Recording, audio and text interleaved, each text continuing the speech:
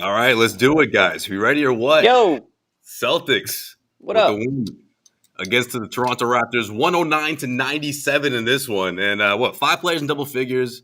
None of them were Jason Tatum, but we'll see how everyone feels about that because this game, of course, wasn't pretty. Wasn't the He prettiest he game. was in double figures actually, Josue. Double Well, I figure mean, The assists. free throws. yeah, but you know what I Double mean. figure assists. He actually flirted with the triple double here without He scoring. did. So we'll see how everyone reacts to that. I think it's a good thing, but of course we'll see how Oh, that's some spin. Jimmy and Bobby feel about it. Jimmy Toscano, Bobby Manning. I'm of course Josue Pavone. Sherrod Blakely is going to join us in a little bit to break this one down. How are we feeling about this, fellas? Let's just start off with that. I mean, we gave John the night off. I wonder how he's going to respond to this one. I'm sure we'll get his 2 cents about this game. I'm sure he's watching, but how are you guys feeling about this one? Bobby, let's start with you.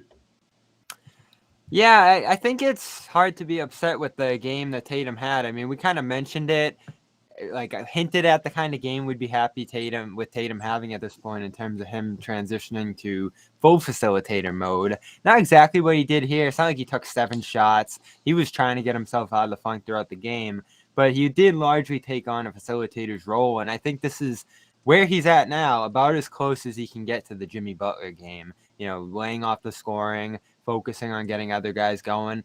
His facilitation disappeared through the middle stretch of the game, but at the beginning and at the end, in terms of setting the tone where the Celtics have struggled most, he made some serious strides there. In a 10-assist game, high for him. I think if you look at the free throws that they generated, he set up quite a few of those plays.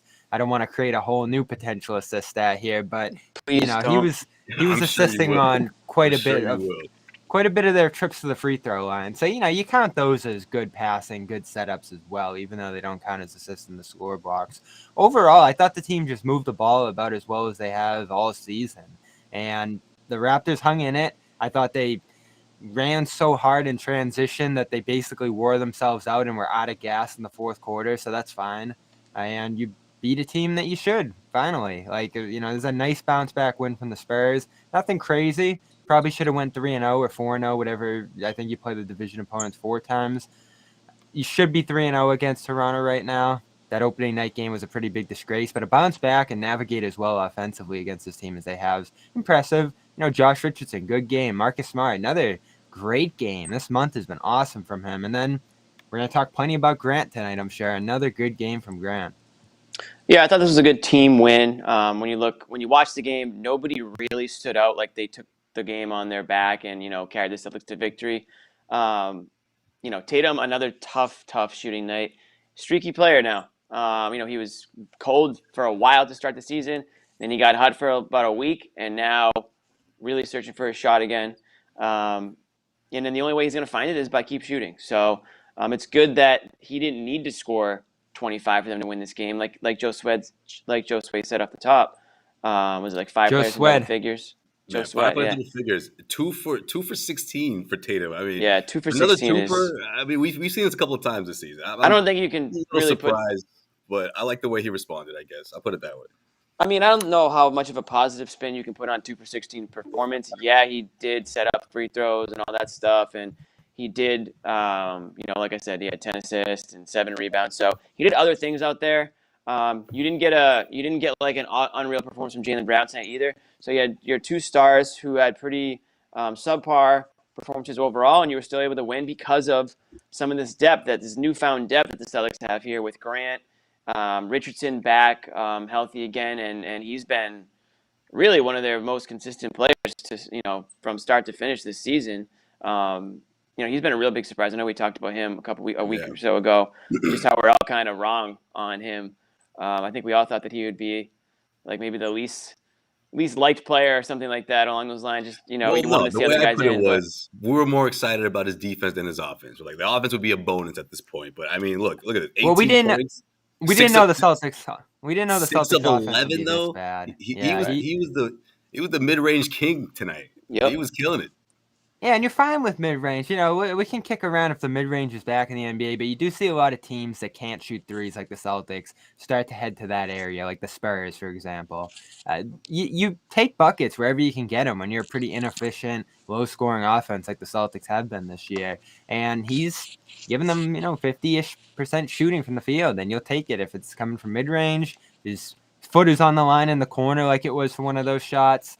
Overall, his shot looks pretty comfortable in between, and he just gets it off, which is what they need right now. It's offense wherever you can find it in this group, and Payne Pritchard, that was the guy I was hoping would pass him in that regard, and he is miles and miles behind Richardson right now. There's almost no chance he catches Richardson this year. He's still out in already. He's still out in Oregon, I think. That's true. I mean, Romeo Langford gave you that nice drive, that cutting look from Jason Tatum. Sherrod now? There he is. But What's for up, the fellas? most part, hey, there Sherrod is. Hey, there he is. Sherrod, let's get your take on this game before we get into the other guys that we were getting into. The unspoken heroes that came up big tonight, including Richardson. Well, the best part about this game is it was a night where Jason Tatum was very un-Jason Tatum-like, and you still got the win. I mean, he was dropping dimes galore. You look at him this season, he's only had like 3 games this year where he's had 6 or more assists, and guess what? Shocker, they've won every one of those games. So this is – and when you look at the course of his career, when he's had 6 or more assists, they've won I'd say 63, 64% of those games. So Jason Tatum, the facilitator, is very good for the Celtics. Obviously, that's not necessarily the thing he does exceptionally well, but it's something that there's certain nights when his shot's not falling. This has to be the default button that he hits. I got to get other guys' shots. I got to make Marcus Smart look like, an exceptionally great shooter. I got to make Grant Williams look very un-Grant Williams-like, and he did that. You think he came in with a passing mindset, Sherrod? Because he took a ton of shots, too. No. Hell no. Jason Tatum didn't come to the damn game looking to pass. Yeah. To me, it became a function of him realizing that this is just not my night. And I love the fact that Jason made that pivot to being more of a facilitator rather than forcing the action. Because we've seen a lot of games where he'll miss 7, 8 shots, and he'll just keep jacking. He'll have guys wide open, just begging for him to pass the rock, and he'll just keep jacking. Tonight was not one of those nights. He recognized that it wasn't his night to score. It was his night to be a facilitator, and I give him props for that. He absolutely gave the game what the game needed. Yeah, I thought it was interesting, too, because there were certain stretches where he made that pass the very last second. And he almost surprised his teammates. They're like, oh, wait, no, you thought I was going to take this? No, I'll get it right back to you. Extra pass to Marcus Smart, extra pass to Grant Williams. And then on the other end, right, they try to give it back to him. I thought one play in particular was when Marcus Smart in transition got a nice look for Tatum.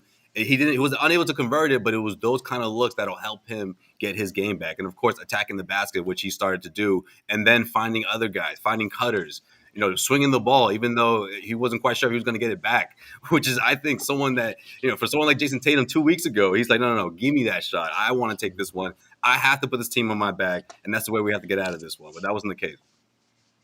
Yeah, I mean, I thought Tatum's his whole game was just really, just having the power to pivot to a style that that fans have been begging for him to do more of when he has those nights where things aren't going his way. If you can't score, find other ways to help the team win, and he did that with the pass and rebounding, which I think that's been a part of his game really all season long. He's been excellent the last week or so in that regard. Yeah, he's been really good, I think, for the most part this season when it comes to rebounding, but finding ways to help the team win other than scoring, which I thought he did a great job of that tonight in passing. And obviously that had a lot to do with the fact that his shot just wasn't falling. But give him credit for recognizing how he had to put his imprint on the game. And it wasn't scoring tonight. It was obviously getting others involved and letting them do the work. Grant Williams going to work. Yeah, man.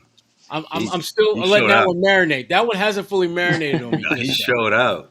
Nice to see some guys moving off the ball and such. Him and Richardson do that. They're the best 2 on the team in that regard. It really allowed Tatum to open up because, I asked Richardson this before the season started, and I did think it was revelatory because when we talk about Tatum not passing, I think what gets underrated is other guys don't get themselves open or make themselves available to him, Brown especially. But Richardson said you got to make yourself available to Tatum. You got to find the ball. And he does that. He's one of the few guys on this team that actively moves off the ball, frees himself in open space. Grant does that so well. So those are guys you got to play a ton to open up the offense here. It has been so frustrating. Never mind the 3-point shooting, Smart's decision-making, all the stuff that annoys us about this team.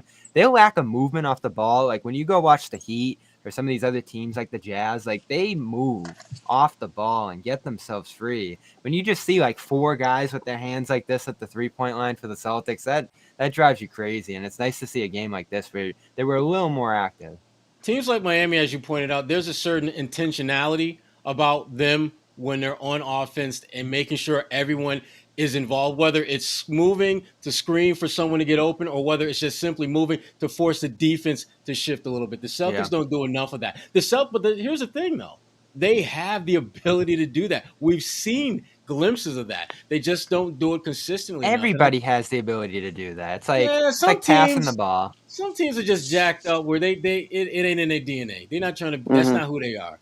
I think that's part of the Celtics DNA. I really do. When you look at the guys that they have, you don't have guys who are great ISO break guys down. They have to move in order to get open and to knock down shots. And there are other teams where they have guys who think that they can just get any shot they want to, which leads to like 4, 5, 6 turnovers. And again tonight for them to do it, and you don't have Schroeder, you don't have Rob, you're not nearly whole as you would ideally want to be, and you go on the road, hell, you go in another damn country and beat a team that is thirstier than you for a win. The Raptors were, and you still were able to not only win, but the fourth quarter, which has been your Achilles heel. Because remember, the Celtics are the lowest scoring team in the NBA in the fourth quarter, and yet that is when you put this thing away.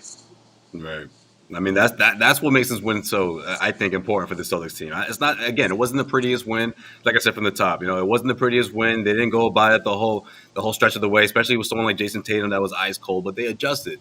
And you look at the stretch from the beginning, from start to finish, one thing that stood out to me the most was what they were able to do in cleaning the boards. They were leading in rebounding, and against a team like this that I think that the Celtics would have probably struggled against, right? A few weeks ago, they struggled with their athleticism and with their size, especially not having Robert Williams out there. I think that's effort, guys. I think that's effort. I think that's seeing everyone buy into the system again, and of course, every single body, including your star player in Jason Tatum. That was huge for this team, and especially in that fourth quarter, where if he really wanted to, he could have tried to force the issue, but he didn't. He stuck with the program. Hey, you can't talk rebounding and not talk about Freedom. Our guy, Freedom. No, there it is. Our guy, Freedom. I was going to say it first. There you go, Jimmy. Hey, as of tomorrow, he will be known as Enes Kanter Freedom. So congratulations. Well, they have to say it after the 1, 2, 3. Free. They have to say it now. They have to. We're gonna say it forever. There's no way we don't. Yeah, but you can't switch it up, man. We talk about effort, energy, and giving the game what it needs. I mean, that's been Kanter since he's finally gotten the playing time that he's probably deserved. He seems like a player that is carving out another player who's carving out a role for himself here. Yeah. In the same way, 10 Grant rebounds has. in 21 minutes. Yeah, and he's another good plus minus tonight. The weird thing about Kanter, though, he's been doing this shit ever since he's been in the NBA. Right. I know. That's why, like for me, I couldn't. And again, we don't have access to practice. We don't see what happens in shoot around, so we don't really know why Kanter wasn't playing earlier. But it didn't make it. Well, the only thing that made sense was that maybe he isn't quite the rebounder he used to be. Maybe he's not quite the player we have seen in the past, but clearly that wasn't the case. I mean, he's doing the things now that he's done throughout his entire career. Yeah, he looks better almost. Yeah, which makes you kind of scratch your head wondering, like, why didn't we see this earlier? Yeah, why did it take like Rob literally, not being able to play and I think what coaches get scared of, and we talked about this when we were debating playing him, is just tearing apart what they've built defensively, and he hasn't done that. And I think the good thing about this team that we're seeing, and I thought they had a chance to do this with Pritchard in terms of squeezing him in the lineups, but they've been able to squeeze Kanter in the lineups and not have it hurt them because the defenders around him are so good. Like, guys aren't getting beat to the basket. They're not easily getting into the pick and roll against them. Ime's doing some good stuff with them, like, throwing doubles on the ball and having Grant rotate backside on the roller. And, these other guys that can just help him in that regard with the pick and roll defense. But you know what, Bobby? The difference I would say between Kanter and Pritchard is that Kanter has a very clear and undeniable strong suit when he's on the floor. That even though we know what the Kanter defensively looks like, and we know how problematic that is, there are clear and undeniable things he can do to help you win games. Pritchard What's he bringing me? No, He's it's not not making there. shots. He's not He's not really facilitating the No, way that's it. you You can want. just stop right there. He's not making shots, Sherrod. Yeah, He's not and he had making a brutal That's what turnover. That one where he was on one side of the court and tried to pass it to the other side of the court where it got picked off. And I mean, you can't do that. And listen, if Schroeder wasn't in the mix, he would be, by committee. He would, you have to put him in the mix there more often. But you Right. got Schroeder now, so whether you're talking about playmaking or just overall executing offensively, getting to the Right. bucket, It's not close. He pales in comparison to Schroeder. And again, I said this from the beginning of the season. Without that shot, that's the only way he could separate himself from the pack. And I'm not talking about the Marcus Smart and Schroeder pack. I'm talking about the Romeo pack. The Grant Williams Romeo. pack. A few weeks ago, he broke free from that pack. Here he is, yeah. as a starter now. Yeah, Romeo, your boy, right? He hasn't broke free from those crash your guys, boards. Yeah, Yeah, Cantor's rebounding is just awesome too. Like you start to think about. I don't think rebounding is immensely important in the league today. Like it just doesn't correlate with winning what's that much. tonight, Bobby? But no, Not when to you sound do like it that that, guy, but it was when you tonight. do it that well, like he does, like 17 per 36, which is just a ridiculous number. There is an art to rebounding. Guys know where to be, where to stand, where the ball's gonna, go off the rim. And when you're playing a team like the Raptors, who they're terrible in the half court, a big way they make up their points is chasing the offensive boards.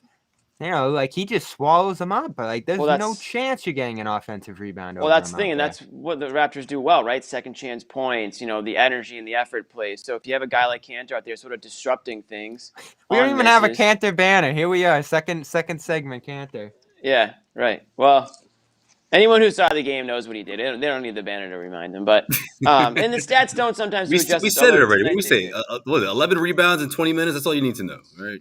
By the way, 10 rebounds in 21 minutes. And what, like 8 points or something? 9 plus what? Plus 15 or something? Yeah, something like plus that. 15. Yeah. 15. Yeah, I mean that's a great. And those are the types of performances that you've kind of been getting from him off the bench, serving a role that honestly, the way it looks, they're going to need help at the 5 position all year. Whether it's Rob not being healthy enough to play or Horford needing some rest. He's a great third center, right? Like. Totally. You can't beat that. Hell yeah. I don't know, fellas, but if you're going up against some of the best teams in the East, someone's got to protect that rim. No? That's right. Yeah, and there's weaknesses, but why that's he's a great coming third to town center here on a $2 million deal. And great point, Jimmy. Man, like you're gonna want to play him against Embiid after what he did against him in the bubble, just in terms of holding his ground down there. That was a great job he did in that series. I do want to look up the number. And he doesn't back down to people either. Enes doesn't back down out there to anybody. Enes Kanter plus 12 per 100 now. Small sample size, but that's just incredible when you think of like his career splits. That leads the whole team at this point. Plus 12 per 100. Better than Rob, better than Jalen. He's been good when he's played. There's no doubt about that. But with him, your concern is always going to be on the defensive end of the floor. And to your point, Bobby, they've done a really good job of masking his defensive deficiencies. And then I think it's easier to do that against teams like Toronto only because they don't have that dominant low post offensive juggernaut that can just cause Enes some problems in a one-on-one situation. And frankly, Toronto, they didn't have that. I mean, Scotty Barnes is really good and so is Van Vliet, but they don't have that wing proven, established guy that when teams set up their pick and roll and they get that defensive switch where he's matched up against their wing, that's a problem. Philadelphia's going to be a different kind of animal because of Embiid. That's a game changer for Enes. And it's a great opportunity for him. I mean, to really solidify his role in that rotation. See, I think that's a big part of why Grant has to be part of the mix here. I mean, granted, his skill set, the way he can stretch the floor is one thing, but him and those defensive switches, those pick and roll switches, like that's going to be huge for the Celtics moving forward. If he can really anchor that down and be someone that they can rely on going up against the Joel Embiids and the Antetokounmpos and the Bucks and the Bam Adebayos and the Heat, those teams will kill you off the switches, and especially if this team is going to be in one of these matchups against this team without someone like Robert Williams. Grant's doing well. I think Grant's production that goes a long way because he fits in so many different lineups, and his confidence is sky high right now. Right now, he's the most improved player on the team. Of the guys that came back from last year, Grant Williams is the most improved. Yeah, I agree.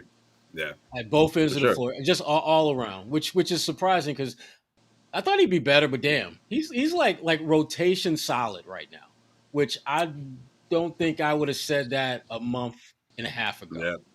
You know what he is, He Sherrod? You know That's what he is, Jimmy's Sherrod? guy, though. That's Jimmy's He's on guy. the top of the list of the waiver wire on fantasy basketball. He's reached that level. Right? No, he hasn't. Hell no. Someone's picking him up. Bullshit. He isn't up there yet. Depending We Ain't no on how check many yet teams, and see what the depending on percentages how are. many teams is in your league, you might not see him on the waiver wire anymore if you check your fantasy. If you're right playing, He's in one a of those league with guys you damn lying. 17 players on your team, yeah, maybe You lying. you put If you're picking up You know what? Grant Monday Williams, morning, tomorrow you're morning he'll probably be on not. that list. I guarantee it. Watch. Yeah. Waiver You're picking wire, him up. Grant Williams. Your team is in bigger trouble than That says you want to 10%. admit to. 10% Yeah, rostered. but what's his And those plus? That's not 10%, bad. Plus, He was he's zero plus those coming into the 10% year. are probably I'm in the last place of their league. I'm willing to bet that 10% plus that picks him up 10%. are the bottom 3 in their league. Yeah. You're not picking him up. You're trying to get some W's? No, Hell watch no. Hey, Monday morning. 10% has to be higher than what it was last year. That's for damn sure. So he's Everybody he's check your waiver definitely wire. improved. We all can agree he's improved. It's We'll about an all 8% bump from last year. Yeah. for sure. Take If that. Yeah. if you're starting him on your fantasy team, you're in for a world of hurt because he You ain't got a lot of he ain't putting up injuries. fantasy Hey, numbers I didn't yet. say you start him. Hey. Okay, I said you pick him up. All right, you put him on the bench. Never mind. Wait a bit. Screw fantasy. Do that on a different show. Do you start him on the Boston Celtics? No. Ooh, that's a Jo- quick If no. everyone's healthy, no. Oh, if No, everyone's healthy. I mean, even when everyone's healthy, though. I mean, John brought this up 2 weeks ago to his credit. Why when do he you started always want to playing well. bench Robert Williams? Okay, that's what I'm this not is about. benching Rob. I'll bench Horford. I think he needs to lighten his load a little bit, and he was better today. I thought the Spurs game was his worst game of the season and had a bad one against Brooklyn before that. I'm okay with taking 6-7 minutes off, Horford's per game basis here, and I don't even think you'll do that much because you'll sub in Horford pretty quickly for Grant. But What do you you like need to that see, Bobby? shooting with the Bobby, starting what would unit. you like to see Al's minutes at, though? Seriously. Like, just I mean, right perfect now world. he's Where's Al? How many is Al playing? Mid right now 20s. he is at.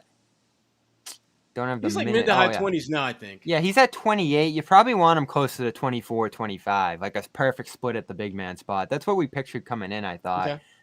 Because, he's staggering with Rob right now as a double big or Grant, whoever it ends up being. So he plays a little bit more in that regard. I just think you got to scale it back a little bit. Maybe even give him a chance to have an off night. I think he's had, one off night this year? Yeah, because I think Al was at 26 tonight, which I thought was a good number for him. Yeah, and his average is 29. So he's a little higher than that on a per game basis. But, Yeah. I don't think you have to scale it back too much, just a little bit. Cantor helps, and I think Grant helps in a big way.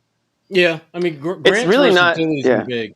Go ahead, Jimmy. It's a lot less crazier now talking about the idea of Grant starting than it would have been, if you're talking about it a month ago or obviously last season, you wouldn't dream about it. But the way he's playing now, if he can be a complement, listen, we're not saying start Grant because he's, a top 5 player on the team. Yeah. What people are about the saying, mix. what John's is saying is adding a complementary piece to that lineup might extenuate like other players. Like it'll allow Tatum and Brown to maybe do a little bit more. Grant being a player that's not demanding the ball, he's just kind of doing the little things. Looking for the open guy. Getting rebounds, doing the energy stuff like that. It just mixes up a little bit, and then you get a solid veteran in Al Horford coming off the bench and sort of anchoring that second unit. Now, if everyone's healthy, you've also got Schroeder coming off the bench too, I imagine now in this scenario. So you've got a pretty strong, 1 through 7. First 2 guys off the bench are theoretically starters on a lot of teams, including the Celtics team. They could start too. It's just kind of just moving players and pieces around to see what fits. I don't hate it. I don't know if they'll do it, but I don't hate it. And like you said, Bobby, it gives Al a little bit more rest. And I think the last thing you want is for Al to hit a wall at game like 50 of the season, and now you're really in trouble because you're already pretty thin at that position. So you really should be taking it a little bit easier with him anyways.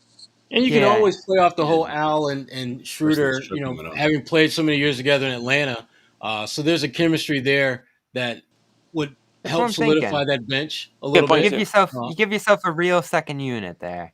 Right. A chance to destroy teams in that spot. Right. And then you got, the way that Jay Rich is playing, we talked about him earlier, but I did not know his mid-range game was as good. His mid-range game is tight.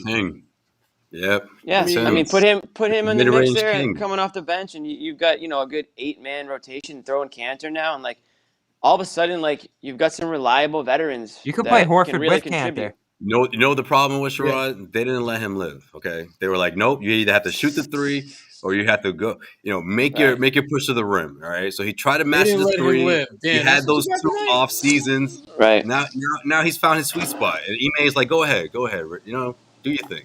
That's your spot. He's got Yeah, freedom. and He's got Cantor He's with got him. freedom, right? He's got the Cantor with him. Okay.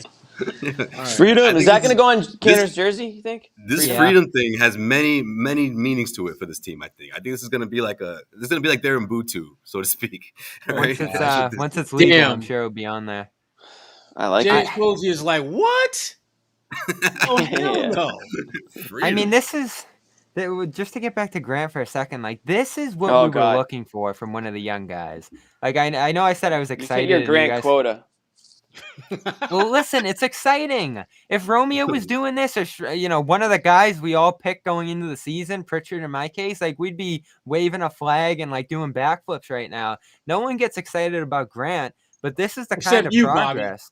Yeah, you do. Well, Grant, I'm Grant and excited Nick about Folk. him just because none of these young guys, these 4 young guys, showed any upside for years, and it continued right into the season. And now we're 20 games in, and Grant's been doing this every single night. All the things we like that he's doing right now. It's sustainable. I think it's been one of the most reliable things they've had this year across the board.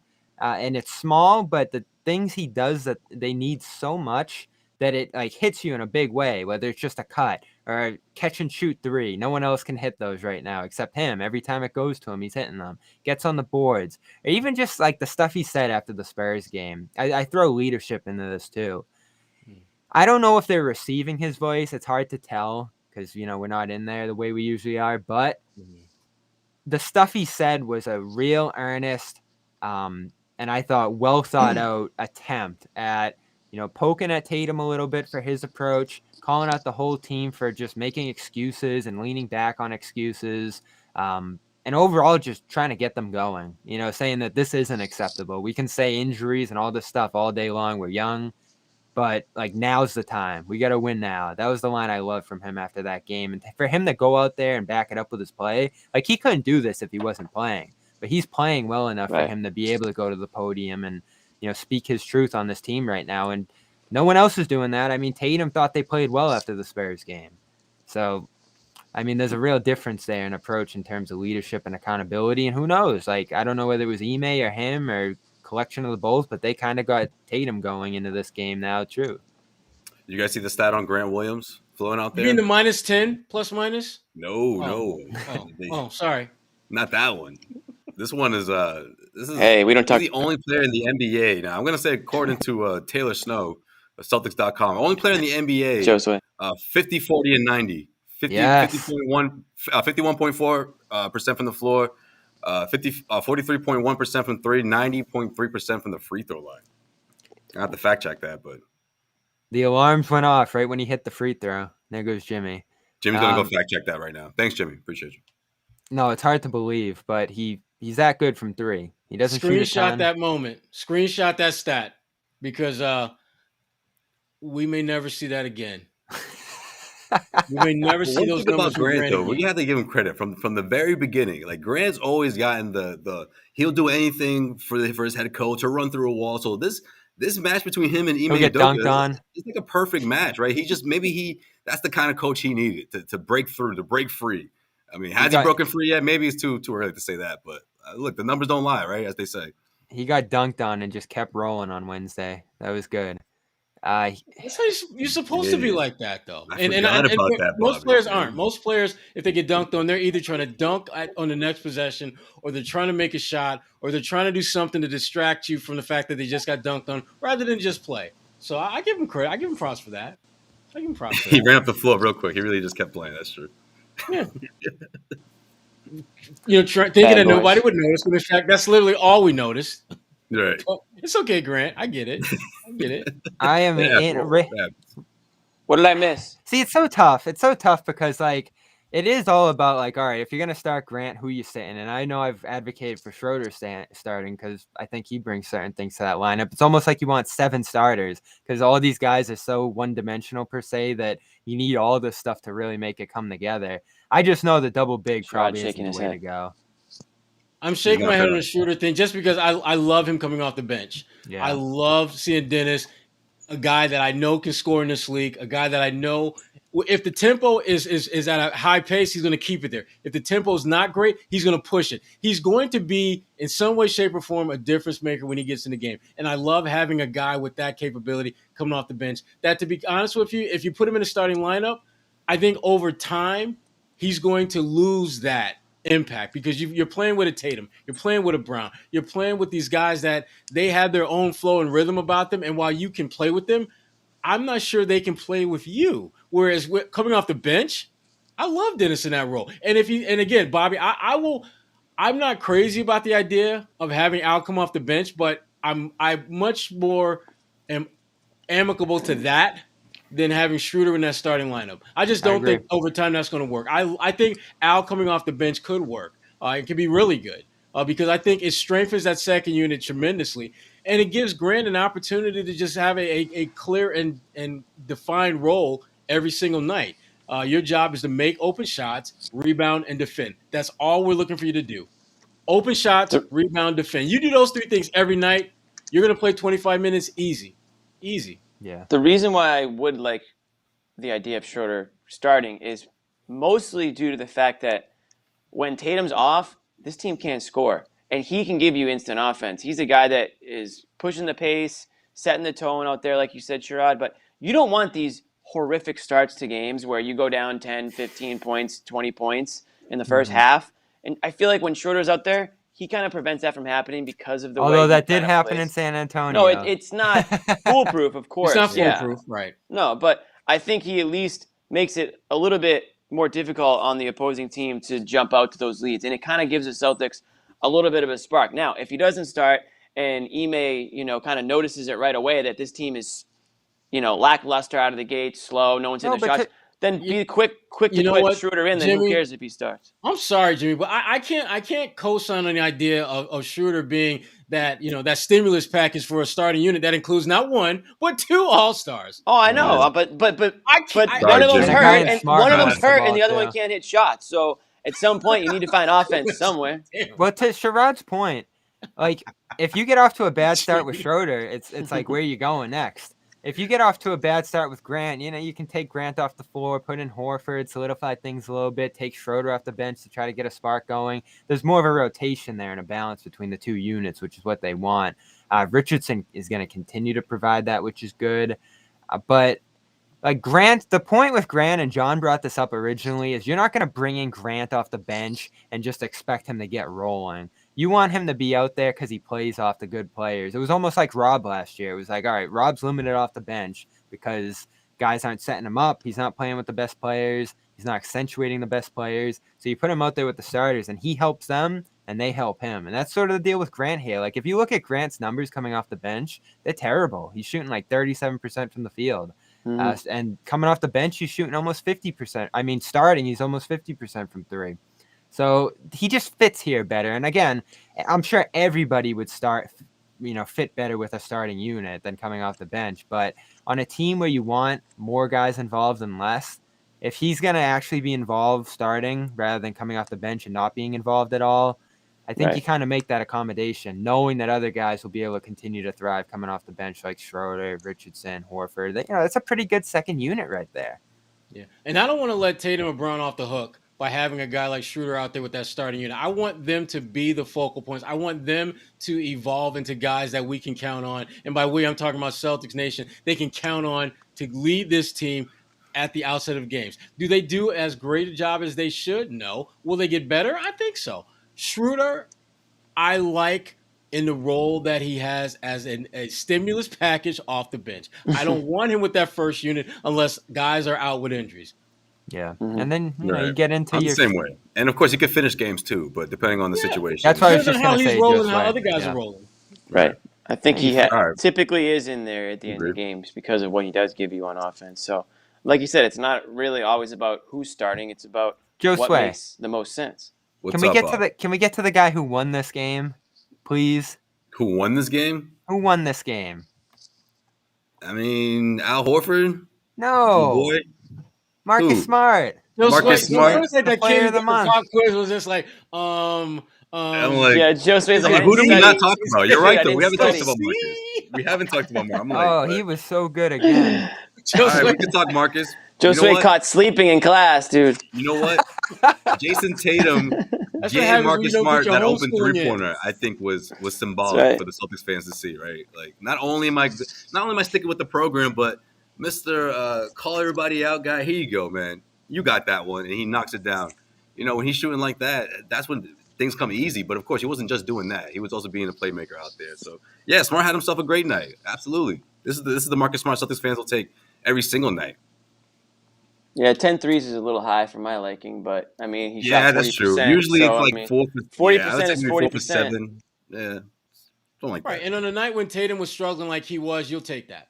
You will Yeah, absolutely right. take that. Someone's got to shoot it and hit the shot. So, Yeah. but that's like a night where Schroeder would probably have taken a chunk of those. But you know, if obviously he's out, like someone's going to shoot the ball tonight. So you really can't get too upset with Marcus Smart taking those shots because, you know, in a night where you know Brown's got the minutes restriction, Schroeder's out, Tatum's missing everything. Like, hey, you know, credit to Marcus Smart. He's never going to shy away from taking the shot, but for him to go 7 of 16, you'll take that from Marcus Smart any night. And he had Sure. 4 turnovers, which was very Schroeder-like. So That is Yeah. true. Like, that Yeah, shit the worked team- for me. four the team turnovers. had 12 We'll at take 4 halftime, so- turnovers. Actually, 4 turnovers is a good night for Dennis. Yeah, when I yeah. think about it. Four's not bad, but you know what? He averages Schroeder- like 3. This is so, a Schroeder yeah. line. This is honestly a Schroeder line. Right It here. is. Marcus Smart had a Schroeder line tonight. Yeah. Hey, if he's doing the smart things and adding in a Schroeder scoring line, that's a pretty good night from Smart. Wow, Bob, I thought you would resent that comment. I'm surprised. Hey, it's not 8, it's 4. That's half. I thought you didn't want Marcus's name anywhere near Schroeder's. Those are two completely different players, guys. I love them together. It's just not going to happen though, unless they're injured, which is fine. You know, that's why you. But it have depth. happens late in games. It happens a lot. Yeah, Like, no, it's going to be a closing line. That's gonna be the which closeout, is good. right? They complement each other well, and you know, if I'm looking back in November, I think you know Wednesday's going to be what December 1st, so this is the last game of Yeah. November. Yeah. Smart was the player of the month. 76ers. You know, he set the tone on defense. Passed. I think this is 12 straight games with 5 assists now for him. Most of the month he's been 5 or more. He has gotten his scoring going, taken less threes most nights, not tonight, but had a good night doing it.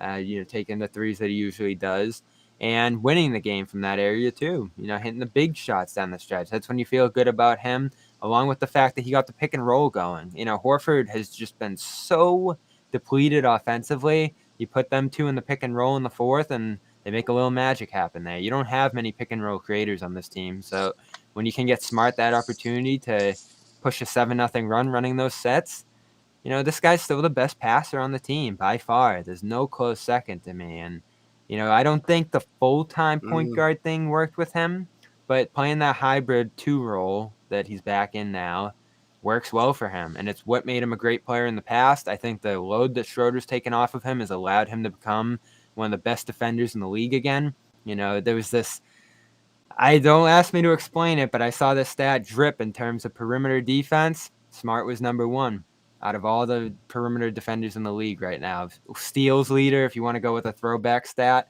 So this guy is playing both ends right now, better than anyone on this team. And he's the net rating leader right there with Brown and Cantor. When he comes off the floor, and I saw this against the Spurs, things just fall apart. So Smart, like, I think we started to question whether he was declining last year, and fairly so. You know, at this age and these miles and the bumps and bruises he's accumulated, he looks as good as he ever has to me.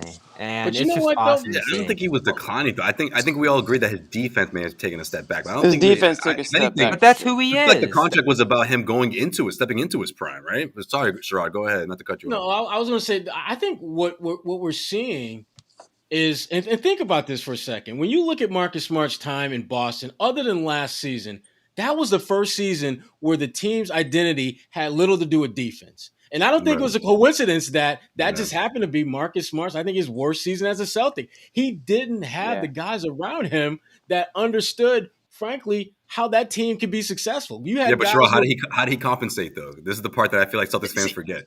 He tried to do too much on the He offensive tried to end, do right? too much.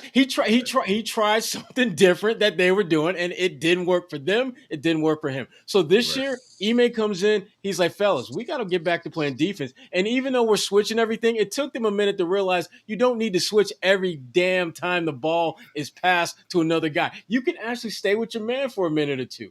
It took them a while to figure that out. And I think this team, they've gotten back to being a team whose identity is rooted in defense. And that's when you're going to get the best out of Marcus Smart all around. I think his entire game is better when he's surrounded in a culture that's about playing defense. Because what they did last year, that wasn't defense. That was more like it was so offense. bad. That was offense. There wasn't much D in that. If it was like lowercase d, small font D. It was not the big D that we're used to seeing. And to go into a season expecting them to be in play for number one, like I thought they could, and see it drop to 30 for a number of stretches last year, especially like the tail end of the season, it like dropped off the map. That was but Bobby, you love that team. That bubble team, I think that's your favorite Celtics team. No, the one last year. No. The bubble team, yeah. He loves talking about the bubble team. I do love playing the team. Yeah, the bubble team. I think out of the last 5 years, that's your favorite Celtics team, I think. 18 takes the cake, as it should for everybody, but 20 was right there with it. 2 Eastern Conference Finals trips. Smart, I think we all agree. Defensively, he's been on another level than he was at any point last season. Offensively, to me though, still way off. That 3-point shot, I know 40% tonight, 4 of 10, but overall, I think he's below 30. I'm fairly certain he's below 30% on the year. Still not a guy that I want shooting the three. Certainly not 10 times a game. But like I said, on a night where you're looking for anything to spark you offensively, I'll take it. But I don't want it to become the norm. I think we all like Marcus Smart in that field goal range of closer to 10 field goals attempts a game. Never mind 10 3-point field goal attempts a game. So I think he needs to continue to do what he's doing on the defensive end. Give the game what it needs on offense. Tonight it needed a little bit of more of his shooting, and that's what he gave it. So credit to him. If Tatum's going to be going through this funk, off and on, I know he had 4 straight games of 30 points, and now he is prone to these type of performances or disappearances on the offensive end. And when that happens, sometimes it takes a little bit for the rest of the offense to sort of adapt to that and say, okay, well, it looks like I might need to take a little bit of the scoring load tonight. And that's kind of what Smart did tonight. So credit to him. I don't want it to become the norm, but at the same time, obviously I don't want Jason Tatum to go 2 for whatever. I don't want that to be the norm either. So you kind of have to have one or the other. You can't have nobody taking shots or hitting shots on any given night, or you're going to lose. This is a game you won. If you can get a W out of a game where Tatum struggles so much on the offensive end, then you'll take that. Well, the thing about Smart though is he's going to have more games like this where he's going to make shots because just the law of averages says that his average is going to go up. It's not going to go up a ton because he's a low to mid 30% shooter from 3-point range. Yeah, he's not going to shoot 22% all year long. Right? Yeah, but his numbers are definitely going to go up because he puts too much time in for them not to. And to be honest with you, I think he's slowly but surely figuring out how to be a 3-point shooter with this group and not be a shot chucker in the process. I mean, there seems to be a little bit more a selectivity about him in his shots. I would say the last couple of weeks than we saw at the beginning of the season, where it just seemed like he was just taking any and every damn 3-point shot that he saw his sights set on. And that I don't think he's doing as much of that anymore. And that's a good thing because he shouldn't be taking 10, 12 threes a game. I mean, if he takes 10 one night, he should only take 2 or 3 another night. There needs to be more. There needs to be balance, and I think he's understanding that. Yeah, and to speak to Jimmy's. Go ahead, Josue. No, I was just going to say, I think a lot of it had to do, Sherrod, with just being left open so much, frustratingly just disrespected. I feel like used to get into his head, obviously coupled with the fact that guys were kind of just doing the same, sort of doing what they want to do. Other guys' approach were similar to what we saw from Marcus. So Marcus, I thought, was sort of thinking, well, I could do the same thing and try to save the day, and it just didn't work out most nights throughout the course of the season last year. Yeah, and to speak to Jimmy's, this is what I find most interesting about this team is they try to find themselves in a facilitator sense. There's still no go-to guy in that regard because Smart hasn't become that. I think some people pictured in their head him becoming the lead point guard. That's what people wanted all the time and set people up. It's not there, and I don't think they play a style that allows that to be there. Even Tatum, They've tried to get him to be the playmaker, Brown to be the playmaker, but it always just ends up becoming by committee. And the thing that is so difficult for me Did you just big screen yourself? No, I didn't. Was that Joe Sway? Jimmy, I got to put my charger on. Go ahead. Listen, keep talking. Jimmy strategic producer move by Joe Sway, and Jimmy just tore it in half. But anyway. Yep. You saw that, right, Bobby? Thank you. But Bobby, you were producing, so I thought you just big screened yourself. You're like, I want everyone to see the point I'm about to make. That's what I thought. And here goes the show. Joe Sway is big screening himself. Now Joe Sway is big screening himself. He doesn't know what. Just wait, you in like an interrogation room or something? No, man. Sorry, Bobby. Go ahead. What were you saying? There goes the thought. Continue. Thank you, yeah, sorry, dude. There goes the thought. My bad. So, who is the go-to guys? Like, who are you turning to down the stretch of a game when you need some creation here? And that's probably a big issue in the fourth quarter, right? I've asked Al about this. Like, you guys don't know who your lead ball handler is. It just flows through the game, and all of a sudden Tatum's not finding his scoring, so he's passing a little bit, and maybe Smart decides he wants to do some PNR down the stretch. Oh, Jaylen Brown, opening night, he's running the offense. It's great. Like, I think it works throughout the course of games, this by-committee approach. Defenses don't know where the ball is going. It's swinging. But then it comes down to the final stretch there, and for a team that's last in net rating in the fourth, I think it's a fair question. Like, is this style conducive to a team being able to close games when you don't really know who is your lead ball handler? You don't have a Chris Paul. You don't have a Kyle Lowry or Jimmy Butler, one of these guys who you know the ball is going to be in their hands, LeBron. It's been like this for a while with the Celtics, and I do wonder if it's an asset or a detriment. Well, I think the person that's supposed to be is Tatum. I mean, he's the guy. He's the guy that should have the ball in his hands down the stretch, making plays for himself, for others. He's shown the ability to create for others. He's obviously shown the ability to get his own shot. To me, down the stretch, it really shouldn't be much of a debate between it's either him or Jaylen Brown. But I think Tatum is the guy that should be in that role. Yo, Bobby, get in here. Jimmy, what do you think? I don't even know what the hell we're talking about right now. Does Jimmy get a big screen now? No, don't big screen me. Facilitating? No, I mean... Who's your play? Who's down the stretch? Who's the guy that's going to have the rock and is going to basically pull the trigger? I think Smart's trying to prove to everyone that he's the guy. I mean, it's got to be. That's what I'm getting at. Rightfully so. I like it. If you're at the end of the, what do you mean? At the end of the game, the ball goes in the hands of your best player, regardless of how it gets there. But it's going to have to work. It's going to have to work at some point, or else the whole plan is effed. Then you need your starting point guard to buy into the system. If you don't give the ball it's not rocket science. Ask any team in the NBA. Like they're going to try to get the ball into the hands of the best player, whether it's Tatum or Brown on any given night. Typically, that's who it goes to. Your best player is usually your best passer, and that's the difference on this team. Like, there's a number of guys who are decent passers. Smart's probably the best by a little bit. So it's just so spread out. I mean, they're trying to make it work with Tatum, but we're in year 2 of this, and I still haven't dove into the numbers of like those last shot. It was good for him at some point last year, like last shot, game time, go ahead. It probably isn't as good now, just based off the last stretch 20 games here where they've given him those opportunities. The ball obviously stagnates late in games, which we've talked about a million times. Smart's a guy whose intention from the start, as much as we bemoan some crazy shots, is move the ball. Like, he's always looking to do that. Guys cut off him. He posts up in the lane and they're running to the basket. He's finding guys in different spots. He's running the pick and roll, which, I think we haven't seen Rob in a little while here, but Rob has not gotten the ball nearly enough. And Smart's really the only guy I think who looks for him consistently. So I guess the only problem with Smart is that he isn't a threat to score in crunch time. Right. But he's going to find a guy who can. What I'm still struggling to understand is why we don't see in late game situations more Jaylen Brown, Jason Tatum pick and rolls where because here's the thing, you have two guys who can drop 50, who pretty much give you 50 points every night. In the last 12 minutes of a game, I kind of wanted teams to have to pick their poison with those guys, right? Because one of those guys, almost every possession in a late game situation, is going to have a mismatch. It's just a matter of Nobody likes rolling in this league. I mean, I don't know. I don't understand why that is, especially when there's no rim protection. No one has rim protection. You don't have Dikembe Mutombo waiting for you around the paint. You don't have a Patrick Ewing. You don't have anything.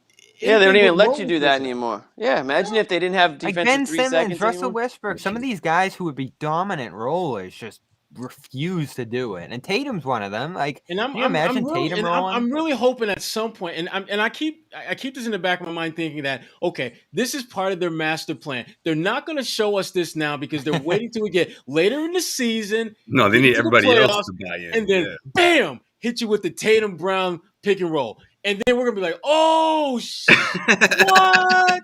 Someone said this to me on Twitter, and it's That's so what I'm true. waiting for. I wish I had their ad because this was such a great tweet. They were like, I only have YMCA experience, but like at the Y, like the best players are kind of running pick and roll off each other. Yeah, all day. absolutely. And Yeah, it's so I think true. you got everyone else to buy in first, right? And then I went to Sherrod. Then that's the next step. Oh, sure. It makes so much sense. So to the point where I gotta believe that it's in like They're gonna chapter pull it out for the 28 play-in of the tournament, Sherrod. 30-page playbook, and we're at like chapter 16 right now. We got a ways to go before we get there, but it's in there because otherwise it doesn't make sense to have two elite players who can score the way they can and not utilize their strengths to be able to play off each other when the games matter most. Mm-hmm. Well, I think we're going to find out a lot about this team because we're 20 plus games in, right? We got a huge West Coast road trip. The Celtics heading back home for one more at home before they head out on the road for 5 straight. So going into this Philadelphia game, obviously this is a good chance for them to send a message or at least just have that kind of win to carry over into the West Coast road trip and bode the confidence that they need to pull through that because it's not going to get much easier on the West Coast. No. They're doing a better job, I think, the last couple of weeks of really trying to establish the post game. And not your traditional guy goes in the post and just looks for the rock. Actually attacking, trying to finish at the rim. Josh Richardson in that mid-range game has been great. Tatum has looked to go in the post a little bit more, not as much as I wish he did. Your boy Romeo's trying. More. Your boy Romeo's Right. trying a little bit. Right. And Romeo is doing his damn thing. Shout out to my man Rome. Cutting through. Doing the damn thing. But Stock's looking right. I still want to see Tatum and Brown in very intentional pairings, pick and roll, setting screens. Anyway, What's that? What's that? I thought counting the passes between here. I wasn't counting them tonight. I noticed one in the fourth, but it was after Jalen drove to the rim. Jimmy ain't counting no passes. Hell no, I'm not counting no damn passes. Potential assists, potential passes. He's got the Jimmy's all about the potential assist stat. That's his favorite stat. That's my least favorite actually stat. Jason Tatum had 22 potential assists tonight. No, there was one possession on the offensive possession for the Celtics where Jaylen Brown got the ball and didn't really look for anybody. Drove, missed, got his rebound, then dished it back out, and then got the ball back again. Then passed it to Tatum, and then Tatum just kind of head down, sort of tried to get his shot off and missed that one too. So that was kind of a microcosm of the season, I thought, right there in that one possession, but. I didn't see a whole lot of. I mean, Bobby, you're the one who's been tracking it a little bit more than I have been. I know that. Yeah, obviously. Their lack of passing. It was 2 last game, which was just absurd, no matter the standard. And everyone's like, "Oh, what are the other stars doing?" And like, "Oh, like." It's so low that it's hard to like even have a reference point and like compare it to other things. Like it's lower than other stars in the league. Mm-hmm. I don't have the numbers for this game, but it did seem like they did it a little bit more often. And if you look back, there is a possibility of them doing it far more than they are. That opening night in New York, Sherrod and I were there. When Brown had the ball for almost that whole game, there was like 17 passes between them. They were getting on the break. They were feeding each other on the break. The pace that they played at allowed them to kind of push each other out in transition. And I almost wonder in this dream world that we're probably never going to see, if Tatum was playing off Brown, would there be a little bit more balance between them? Because it's some fault of Brown's too. Josue has talked about this plenty. Like Brown's just stuck in the corner, sulking almost when Tatum's on the ball and doing what he's doing. You got to cut like Grant's doing, like Richardson's doing. He has the ability. Brown's an explosive guy. Mm-hmm. Get a backline alley-oop from Tatum. Will we ever see that? Should we take money on it now? I don't. I'm dying to see it. Backdoor cut like Avery Bradley back in the day. Yeah. Well, you saw it a little bit a couple nights ago when no one could score throughout that drought. Ime's got to show some film. Tried. He loves showing film. He's got to show some film of that Isaiah team because I said this the other day. Lord knows it wasn't the best group of shooters, wasn't the best group of offensive players in general. Isaiah was not. Oh, Chris I think Paul. Al's talking about that stuff. No, Bobby? Maybe. He could be. Yeah, I think Al remembers like what they need to look like in terms of pace. He's talked about that a ton in terms of who they want to be. Mm-hmm. Al would even handle the rock and set things up a little bit back then. Mm-hmm. She doesn't do anymore. I mean, there was so much creative stuff under Brad, and I don't think it's a lack of creativity by Ime. There's just a rigidness in terms of the players here and what they want to do and how they think the game should come to them. I mean, the pick and roll thing with Brown and Tatum that Sherrod mentioned is just so easy. I mean, Isaiah and Jay showed up via trade one day and just started doing it, and it worked. It was so easy for those two. And, the way you got other guys involved, like Olynyk on pick and pops and Bradley on those cuts, like you talk about Jimmy. There was just movement galore on that team, and it looked natural. I don't think it was hard for those guys to break into that. And again, they weren't the most talented players in the world, but you got great 3-point shooting with Bradley and Crowder on the wings. You got great pace from those guys, stops on a team that did not have the best defensive personnel. They just made it work. And, maybe it wasn't easy. They made it look easy. And this team somehow, even with more talent, makes it look difficult to run offense. That's true, Bobby. Jay Crowder is not walking through that door. I think every Suns are Celtics cruising, fan though. feels that Every way. The Suns are you know, doing their He thing. used to walk through that door, but not anymore. Yeah. Sherrod, what do you got? They wanted I Gordon. mean, this matchup against Philly, I think back to because of the way Grant's been playing lately. I think back to the last time Grant went up against Joel Embiid and the Sixers, and it wasn't so great for him. So this is redemption time, right? That's just one angle I'm working with here heading into this one. But what do you got? I want to see Joel's daddy back in the game doing daddy things, and I'm talking about Big Daddy Al Horford. We all have been around this team long enough to remember when it wasn't that long ago where Al kind of owned him. And Al, I don't know if Al still has the exclusive rights The mental to him edge. like he did before inside his head. But I would hope that for one game Al could bring that back. Could just kind of dust off the papers and just say, "Bam! Remember, I own you." I still got that right. I still own you. Mhm. I would like to see that because that's to me. Again, Joel is such a dominant force now, such a dominant force that you're gonna need any and every potential edge mentally to and the fact that he's still working his way back from COVID, which is crazy because he doesn't look like he's missed a day, even though he missed a number of games, being out. Al's going to be a big part of this game. I can't really count on Rob because Rob may play, he may not play. I don't know, so I can't.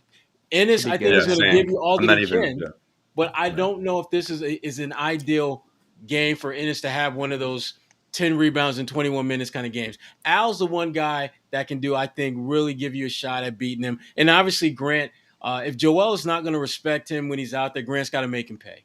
He has to make him pay. Well, no, the thing for me with Grant is what Grant's gonna make Joel pay. Ain't that something? Ain't that something? But Jimmy, the this is thing the thing that we do know. Jimmy, we do know Grant's this. got the We do know that Grant will try and guard Joel. Sure. Joel will not try and guard Grant if he doesn't have to. So he's got to make him pay. That is true. Like that. Grant's got to make him pay for that. This Gotta is hit his shots. a Gotta game keep where I doing what would he's start doing. Grant. If he hits He's those got to stay out of shots, foul trouble. I can see Grant picking up 2 quick fouls in that first quarter. So you got to well, be careful. that's the problem. It's so difficult to guard Embiid, where it's like you really do need all hands on deck because you just need for the fouls alone. Sometimes trying to cover him, but you're right. I mean, you want him to shoot down that confidence. That's what I mean going into this one. And the Celtics, they do foul quite a bit, as they should. Send his ass to the free throw line. If Embiid shoots 13 free throws, that's a success. Like that's how. So Bobby, he usually has 20 against the Celtics. He always does. Bobby, you correctly called that the Nets would probably blow out the Celtics, and they did. What are you predicting for Wednesday night with the Sixers in town? You got to win. I mean, Embiid was just off for 3 weeks, whatever it was. I mean, I think he said. Yeah, I'm not looking for a pump-up speech, dude. Like, I was wondering. No, they're gonna win. Jimmy's like, don't give me the propaganda, just give me the pick. I'm expecting them to win. I don't think their regulars. He got the magic ball. That's what he said. I don't think their regulars have been back long enough to find rhythm.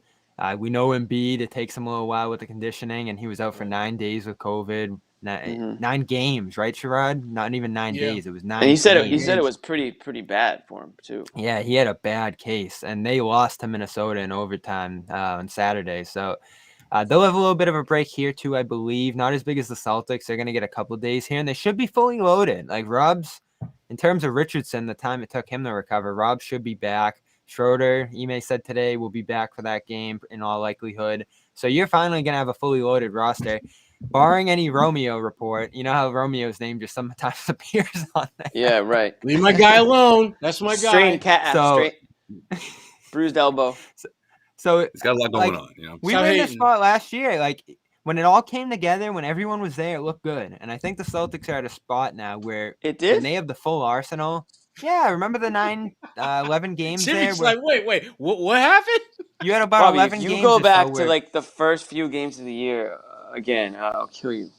No, you always talk about like Rob started the season 7-2, like when Rob became the starter and they went on that little 9-2 run there. That's when they were moderately. We haven't seen that Rob yet this season. Maybe in very rare Rob's instances. been good. You know, he hasn't been explosive, but he's been good. He's the best net rating player, and the offense looks much better with him out there. So you got to win this one. You do. You can attack their wings, like get Tatum on Curry, get Tatum on Maxey, some of these smaller guys. Let them go to work. Round 2.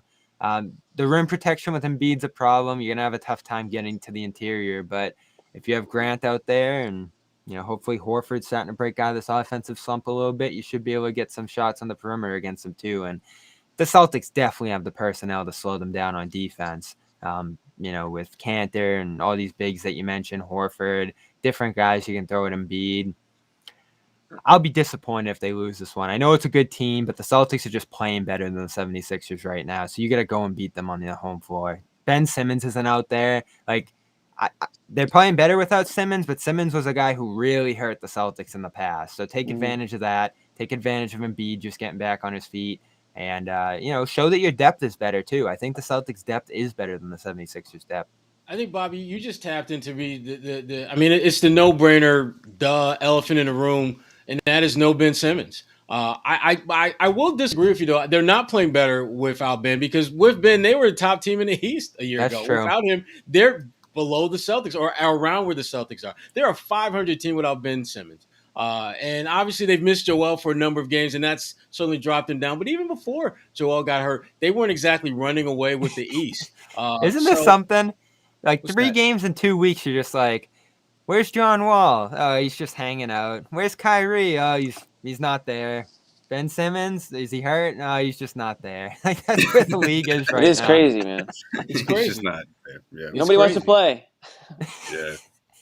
It's the NBA where we don't play. The checks are still coming in on the 1st and 15th. Well, maybe not so much for Ben, but the other guys.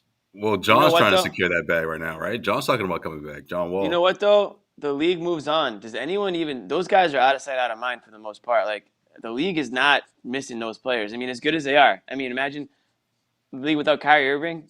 Yeah, actually. I mean, he's a great player. It's all right. You know, there's so many stars that they can get by, especially on those teams. But, man, like – I wonder if these guys are starting to realize that it's like, hey, you know what? I actually maybe don't have as much pull as I thought I did. You know, everyone's kind of forgetting about me over here, and especially John Wall. I mean, John Wall. He's become a footnote in the NBA. Well, everyone thought that history would repeat itself. The way what happened with James Harden, the way the way players typically get themselves out of situations where they handpick a team, they take all their assets for what it's worth, and they make that trade. I think that was the formula. I think John Wall was thinking was going to happen, or someone like Ben Simmons thought was going to happen. Listen, on the SS bullshit ship that James Harden was able to get on, he was the last one. That ship ain't coming back for the rest of y'all. If you think that you can get where you want to get to and be cool and Zion's going to try to do it a different way and want to win a better team, that ship is not coming into your port. You're going to have to take some kind of L, either money-wise or a crappy team. Teams aren't giving up real assets for guys no more. No. Not with, especially, with Ben. I mean, again, Ben, he's got the mental health issues, and I'm all for him getting all the care and treatment that he needs to deal with that, because that stuff is real. But that being said, even before that became a topic of discussion, you were seen in the eyes of many as damaged goods. Mm-hmm. Not because of the mental health, but just because of your game. Your game was the issue, not anything Right. else other than your game. And with John Wall, it's your health and that damn contract. Now, Russell Westbrook gave everyone hope that you could have a badass contract and wind up in a good situation. Only problem is you're a bad fit. He's a bad fit in LA. And John Wall has to figure out what's going to be a good fit for him. Ben Simmons has to figure out what's going to be a good fit for him. And their teams have to figure out how can we get something of value in return for them. But they're not makes a going to trade get idea. anything if they don't get on the court. Yeah. Like Ben Right. Simmons has to play. Yeah. But if he Simple as does, that. and that's why I'm struggling to understand why. Well, I understand why he doesn't want to play another game in Philly, because I'm gonna tell you right now that, and don't let it be a home game. If you're Ben, you make your debut on the road. Yeah, make he's your going to debut- get worse. He's going to get it 1,000 times worse at Philly. I don't know. Yeah, I think it's bad either way. Oh, it's bad there either a- way, but it's worse at home. It is It'll be worse. way worse at home. It will be so much worse at home. In fact, that is where you play a game on the road, and then you take what strategic rest, load management when you get home. Yeah. You take that load Yeah. management Yeah. game when you get home. That's not a bad idea. Are we going to get any Ben Simmons rumors this week with the Sixers coming Please up? no. You know that something's going to come I up. don't We had know. a week finally. I do the notebook. Sherrod used to do it over at BSJ. I still this think it week- might be. I don't know. Might be too this early. week I sat down, Philadelphia. I'm like, all right, let me put it in there. Ben Simmons on Google. And finally, there was no Ben Simmons headlines. Just a week It's of the calm before the storm. Yeah. week Yeah. of relaxation. Ben understands that. Look, I got to get my ass back out there and play, not only to up my value, but to get my So check. start making some money. Yeah, exactly. So- Pockets are starting to get a little thin. Why don't Losing some It's dough. Christmas time. Pockets Seriously. getting a little thin. Hey, inflation's real. Hey, inflation with no job, you getting paid is real. Mm-hmm. I mean, That's an Ben- awkward dinner. That's an awkward holiday dinner. it's- listen, this is how we'll settle it.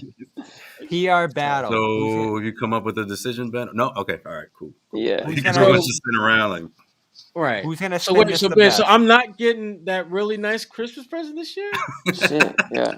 Oh, that's right. That's right. You're not working. My bad. Yeah. Yeah. We'll talk about another time. Don't worry. My bad.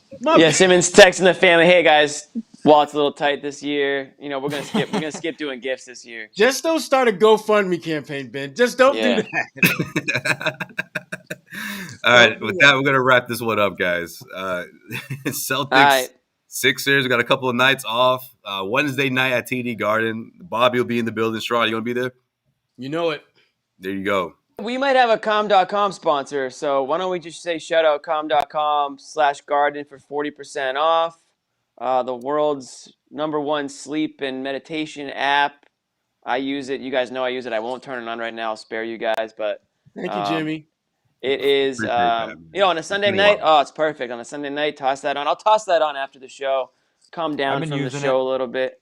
Jimmy's and, gonna probably wind up writing a song about calm. I can I see might that write Yeah, happen. they're gonna feature I got, him. I I think got my they're gonna microphone put- right here, actually. You hear that, we- Calm? He'll do it for free. There you We go. thought about Yeah, putting I'll put a little John jingle on there. together. We thought about putting John right next to LeBron. It wasn't calm enough. Not even close. Oh, Now man. we'll try Jimmy Imagine in the guitar. ASMR, John. Jeez. That's funny. Yeah, no, that would can't keep a lot of people stand- John's up at on the night. loud I app. can't stand it. It Yeah, would be if like there's a- upset but calmly, like You upset gotta go about the You Celtics. gotta go with the that loud night. app for John. Yeah, there's an app called Anger. It's a red icon. It's just like everything's noisy and Oh, just jeez. Can we get Disturbed. back that? Remember the meter, Jimmy? Like we've been talking about this. we It do. was- Oh, need that yeah, meter, that's right. yeah. Well, this team hasn't been that That's the frustrating. panic meter. Not That's yet. the panic meter. The Yeah, that's panic the panic meter. meter. Where was, Nick who was Nick hired, Joso, Joe I think Slay he's or in the Jimmy? chat. Nick designed that, so we'll have to have him send it over. I think I was higher, but Jimmy and I were like, yeah, we're Yeah, looking at- Bobby we're was too obviously the low. It was Bobby, I think Joe Sway, me, Sherrod's and then gonna John. squeeze in the middle. We need to find a spot for Yeah, Sherrod. Panic Yeah. meter. Yeah. I'm like on the far end, not that worried. Yeah. I'm good. Season I'm story. calm. I'm We'll calm. see. Yeah, you're about calm. So com.com/garden, 40% off for the premium subscription. And it's another whole other world once you get that premium subscription. You don't even know. It's a whole different. That's right. And it's a really good deal, guys. Seriously. Head over to calm.com/garden, get that 40% off, and come back here Wednesday night, guys. You Joe already know. Sway's got a couple premium Postgame subscriptions, I think. But We'll break it all down for you, do it all over again. Sherrod, Bobby, at TD Garden. It'll be fun. We're Let's out of do here, it. guys. peace. Let's bounce. Let's try the last, few hours of our Thanksgiving weekend. For There you Jimmy go. Toscano, Sherrod Blakely, Bobby Manning, I am Josue